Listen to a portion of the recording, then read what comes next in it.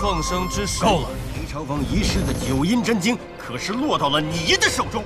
Setelah sebelumnya diceritakan kalau Guqing dan Pengemis Utara sempat terlibat baku hantam dengan Racun Barat, di mana keributan itu dipicu ketika Racun Barat menginginkan kitab 9 yin yang ada pada Guqing. Sampai akhirnya pertarungan tersebut membuat kapal mereka meledak dan bahkan membuat Pengemis Utara kehilangan semua tenaga dalamnya setelah terkena tongkat ular dari Racun Barat.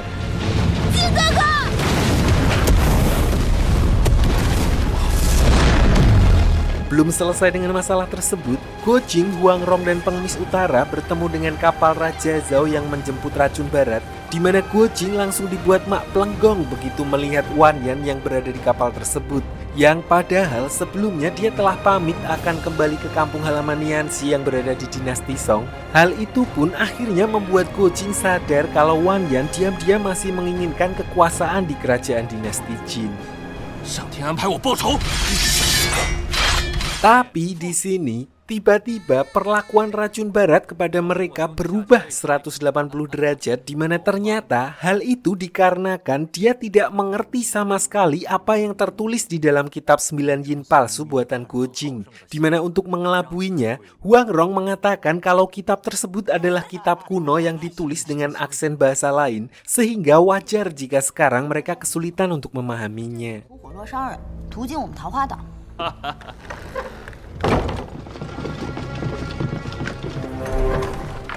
咱们快走！ Setelah Racun Barat pergi, mereka sama sekali tidak menyangka kalau Nianxi akan muncul untuk membantu mereka kabur dari kapal tersebut. Namun sialnya, ketika berniat melarikan diri, Raja Zhao dan antek-anteknya memergoki mereka dan langsung menyuruh pasukannya untuk menghabisi mereka saat itu juga. Untungnya di kondisinya yang kepepet itu, bocah tua nakal yang sebelumnya menghilang entah kemana tiba-tiba muncul untuk membantu mereka.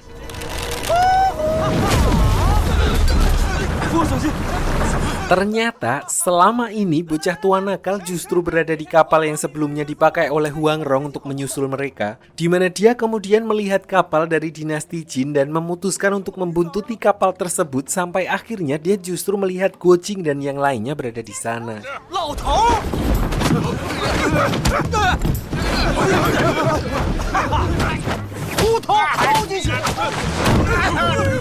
Di tengah kondisi itu, Racun Barat akhirnya keluar untuk memperingatkan pasukan Raja Zhao kalau pria di hadapan mereka adalah bocah tua nakal, adik seperguruan dari pendekar terkuat di 5 master top global, sehingga mereka tidak akan bisa menang melawannya meskipun dia hanya seorang diri. Di sini, demi bisa mempelajari kitab 9 yin, Racun Barat kemudian sengaja melepaskan mereka dengan alasan dia akan menerima tantangan bocah tua nakal untuk adu skill pada pertandingan Huasan yang akan diadakan tahun depan. 你们速速离去，莫生事端。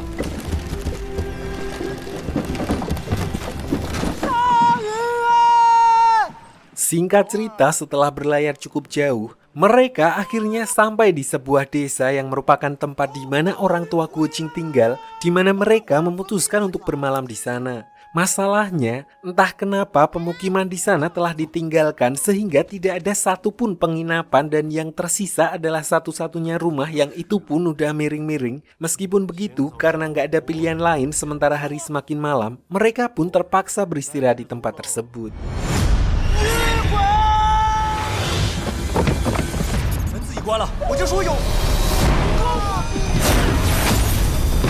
Di dalam, mereka justru dikejutkan dengan kemunculan seorang wanita yang mohon maaf mengalami gangguan mental. Belum diketahui siapa wanita ini, tapi yang jelas dia memahami jurus telapak air ciri khas Pulau Bunga Persik. Tidak cukup sampai di situ, gadis tersebut juga mengetahui sebuah ruangan tersembunyi pada bangunan tersebut, di mana ketika Guqing dan Huangrong masuk ke ruangan itu, mereka menemukan banyak kerangka prajurit dinasti Song yang kemungkinan telah meninggal bertahun-tahun yang lalu.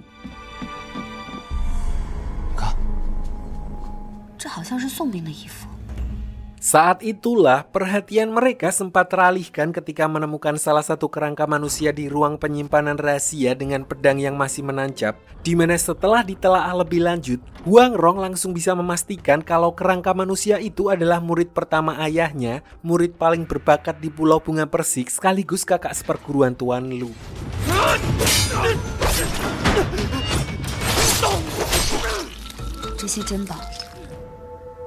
是林峰。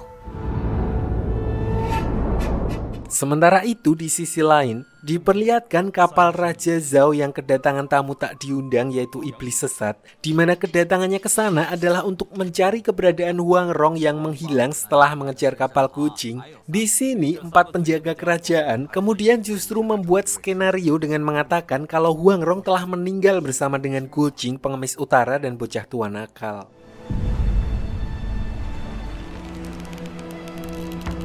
Disinilah alasan ayahnya Huang Rong mempunyai julukan iblis sesat, yaitu karena temperamennya. Ketika dia sudah dalam keadaan emosi, dia menjadi seperti kerasukan iblis, di mana setelah mengetahui anak satu-satunya telah meninggal, ketika tidak bisa menuntut balas, dia kemudian menyalahkan 6 pendekar Jianan hanya karena mereka adalah guru dari Go Jing dan menyuruh semua muridnya untuk memburu mereka. Sampai di sini, Tuan Lu pun sadar betul kalau sekarang iblis sesat sedang marah besar dan oleh karena itu, beliau meminta anaknya untuk memberitahu 6 pendekar Jianan agar bersembunyi terlebih dahulu sampai situasinya aman, karena seperti diketahui, ketika iblis sesat telah murka, tidak ada seorang pun yang bisa menghentikannya. Sementara itu, Raja Zhao, Racun Barat, dan Wan Yan diperlihatkan telah sampai di wilayah dinasti Song, di mana mereka mulai mengatur strategi untuk masuk ke istana demi mencuri wasiat Yu Fei yang digadang-gadang akan menjadi titik balik dinasti Jin jika mereka berhasil mengambil benda tersebut. Menurut info yang mereka ketahui, wasiat Yu Fei berada di sebuah gua air terjun yang lokasinya sulit dijangkau. Namun tanpa mereka sadari, obrolan mereka barusan didengar oleh Guo Jing dan Huang Rong yang menguping dari balik tembok setelah sebelumnya membuntuti Nianxi.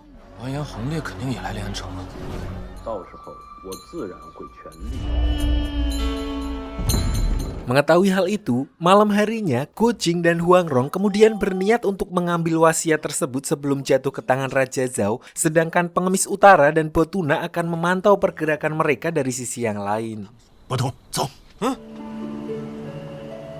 Begitu sampai di TKP dan berhasil masuk ke dalam gua, Huang Rong menyuruh Guo Jing untuk berjaga di sana melindungi wasiat Yu Fei, sementara dirinya akan keluar memancing pasukan dinasti Song. Di mana tidak berselang lama, diperlihatkan Raja Zhao bersama rombongannya yang sudah sampai di tempat tersebut.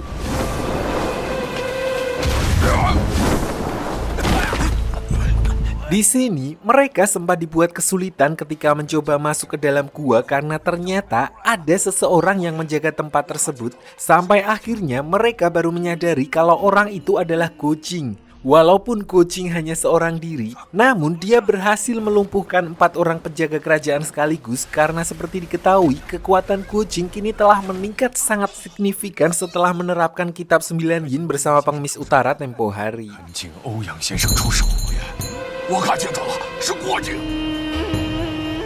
Tapi beda cerita ketika Racun Barat yang turun tangan, di mana diperlihatkan meskipun kemampuan Go Jing telah meningkat drastis, dia tetap dibuat keteteran melawan salah satu dari 5 master top global tersebut. Namun di satu sisi, Racun Barat menyadari satu hal kalau kitab 9 yin benar-benar sesuai dengan reputasinya, di mana meskipun masih berada di bawahnya, dia melihat secara langsung kekuatan Go Jing yang sudah meningkat pesat dalam waktu yang singkat.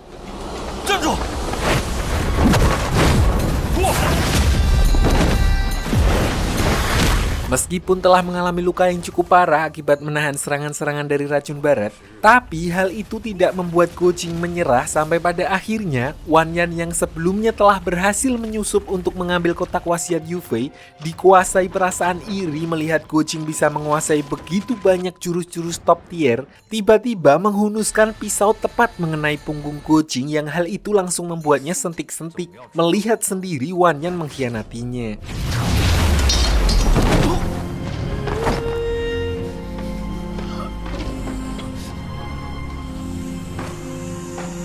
Di sisi lain, Huang Rong yang telah memancing para prajurit ke istana untuk mengusir Raja Zhao justru dibuat makdek ketika melihat Go Jing sudah dalam kondisi terluka parah, di mana dia lalu membawa Go Jing kembali ke tempat persembunyian mereka. Untungnya, luka tersebut tidak mengenai organ vital Go Jing, Tapi meskipun begitu, karena zaman itu RSUD belum dibangun, satu-satunya pengobatan alternatif adalah dengan menggunakan apa yang ditulis di kitab 9 yin, yaitu dengan cara mentransferkan energi inti mereka melalui tangan mereka yang saling bersentuhan. Masalahnya, mereka harus melakukan hal tersebut selama 7 hari tanpa jeda. Dan jika proses transfer energi tersebut putus di tengah jalan, energi mereka akan menjadi tidak stabil, entah mereka akan terluka lebih parah atau kemungkinan terburuknya mereka akan mati. 700年，我也愿意。 Setelah menyiapkan tempat dan memanfaatkan cermin sebagai CCTV untuk mengetahui keadaan di luar, mereka pun bergegas memulai proses transfer energi inti di mana Huang Rong meminta kepada gadis aneh tempo hari agar tidak memberitahukan keberadaan mereka selama proses tersebut. Baru saja mulai, mereka langsung dibuat was-was dengan kedatangan Raja Zhao beserta rombongannya dan racun barat yang datang ke sana dengan memapah Ouyang karena kakinya mengalami cacat akibat insiden batu kemarin, di mana mereka dibuat geram ketika melihat isi di dalam kotak wasiat Yue tersebut sudah kosong. Kosong? Astagfirullahaladzim. Hal itu sekaligus memupuskan satu-satunya harapan mereka untuk mengembalikan keadaan melawan dinasti Song. Oleh karena itu, Racun Barat pun memutuskan untuk kembali ke istana dinasti Song bersama 4 orang penjaga kerajaan untuk kembali mencari kitab yang dimaksud, sementara Raja Zhao dan Ouyang diminta untuk stay di tempat tersebut. 小王在此静候佳音。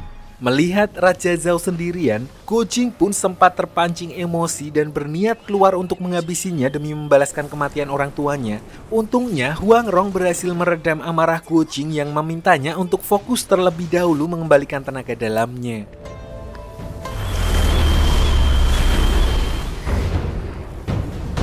Tidak berselang lama, 4 penjaga kerajaan kembali muncul untuk memberitahu kalau mereka mengalami masalah ketika menghadapi seseorang di dalam istana yang mencoba menghalangi mereka, yang tidak lain adalah pengemis utara dan bocah tua nakal. Tidak hanya itu, sampai saat ini pun mereka juga tidak mengetahui keberadaan Racun Barat setelah terpisah dengannya. Menyadari hal itu, Raja Zhao pun memutuskan untuk menjalankan rencana cadangan dengan menemui Qian Ren, pendekar palsu saat di kediaman Tuan Lu, dengan harapan beliau bisa membantu mereka mencari wasiat Yue yang masih belum diketahui keberadaannya.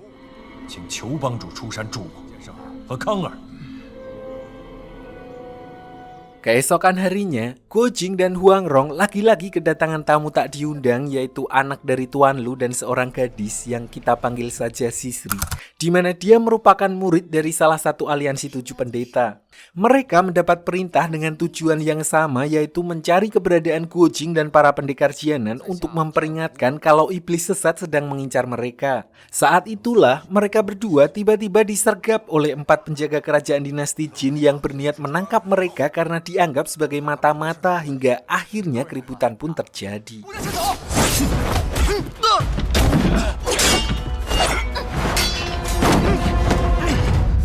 Di sini diperlihatkan mereka tidak bisa berbuat banyak melawan 4 penjaga kerajaan, di mana di tengah kondisi mendesak tersebut, mereka sempat mendapat bantuan dari gadis aneh menggunakan jurus ciri khas Pulau Bunga Persik. Sampai pada akhirnya, ketika 4 penjaga kerajaan menindas gadis aneh tersebut dengan mengatakan kalau jurus Pulau Bunga Persik tidak ada apa-apanya, tiba-tiba iblis sesat muncul untuk membuat mereka paham.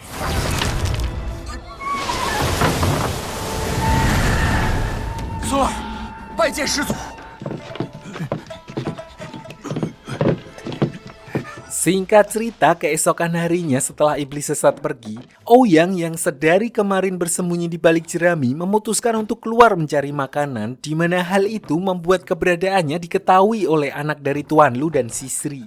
Ouyang pun beralasan kalau kedatangannya ke sana hanyalah untuk mencari makanan. Merasa kasihan, akhirnya mereka pun memutuskan untuk memberikan Ouyang sedikit makanan. Namun, begitu melihat gerak-geriknya, Sisri baru menyadari kalau pria yang dia tolong itu adalah si cabul Ouyang yang sebelumnya menculik para gadis, di mana di sini Ouyang kemudian menotok titik akupuntur anak Tuan Lu dan berniat menghabisinya jika Sisri tidak menuruti permintaan anunya.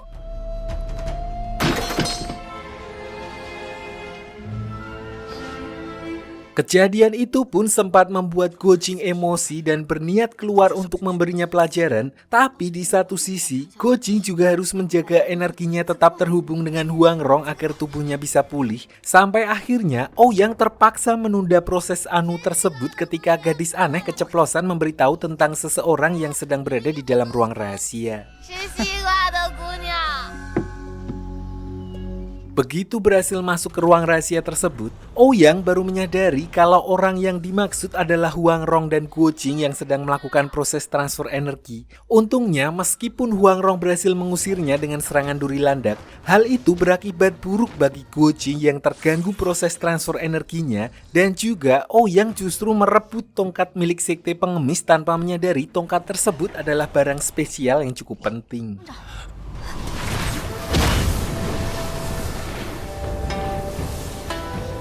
Tidak berselang lama, Ouyang kembali mendapat umpan segar setelah Nianxi tiba-tiba datang ke sana untuk mencari sesuatu, di mana Ouyang juga langsung menotok Nianxi. Namun dia tidak sadar jika Nianxi pergi bersama dengan Wan Yan, yang hal itu langsung membuatnya terkejut ketika Wan Yan tiba-tiba muncul dan menanyakan sedang apa dirinya di tempat tersebut.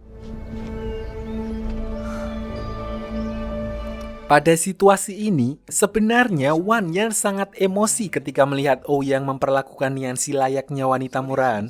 Tapi berhubung Ouyang adalah keponakan racun barat dan itu artinya dia tidak mungkin untuk menghabisinya, dia pun terpaksa menahan emosinya dan mengikuti ritme permainan Ouyang seolah-olah dia tidak peduli dengan Nianxi. Namun, ketika Ouyang berniat menodai calon istrinya tepat di depan matanya, Wan Yan yang sudah tidak bisa menahan emosinya pun kemudian meluapkan amarahnya dengan menusuk Ouyang menggunakan belati dari belakang. Bahkan diperlihatkan betapa sadisnya karakter seorang pendiam yang menghabisi Ouyang tanpa memikirkan resiko yang akan dia dapatkan.